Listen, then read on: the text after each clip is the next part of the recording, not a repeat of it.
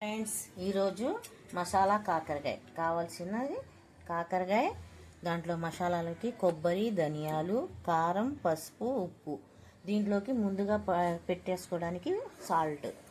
ఇలా గీరేసుకొని కాకరకాయలు ఇలా కట్ చేసుకోవాలి. కట్ చేసి ఇందులో ఉప్పు ఇలా వేంపి పెట్టుకొని కాసేపు నీళ్ళలో వేసి తర్వాత ఏం చేయాలో చూపిస్తాను.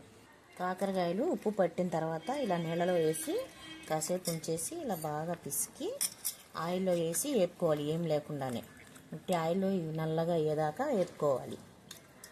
ఇలా కొబ్బరి ఒక చిప్ప, ఇదిగోండి ధనియాలు, ఎల్లుల్లిపాయ, ఉప్పు, కారం, పసుపు ఇవన్నీ ముందుగా కొబ్బరి పట్టేసుకొని ఇవి వేసి కొంచెం బరకగా గ్రైండ్ చేసుకొని అందులో పట్టేయాలి. పొయ్యి మీద కళాయి పెట్టి అందులో ఆయిల్ పోసుకొని వేడెక్కాక కాకరకాయ ఇలా వేసేసుకోవాలి. బాగా వేగాలి.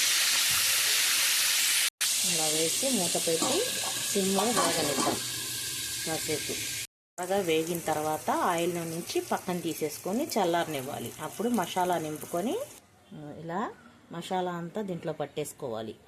ఇదిగోండి ఇలా అన్నిట్లో మసాలా నింపుకొని మళ్ళీ ఆయిల్లో వేపుకోవాలి. వేగిన ఆయిల్ ఉంటుంది కదా, మిగిలిన ఆయిల్లో కొంచెం తాలింపులు వేసుకొని అవి వేసుకొని నోటికి తగులుతూ ఉంటే బాగుంటాయి. అందుకని తాలింపులు ఇలా వేసుకొని తాలింపులు వేగాక కాకరకాయ ఇలా వేసుకొని కొంచెం సిమ్లో పెట్టి వేపుకోవాలి. వేగిన తర్వాత పప్పుచారులోకి, పప్పులోకి ఇవి చాలా బాగుంటాయి.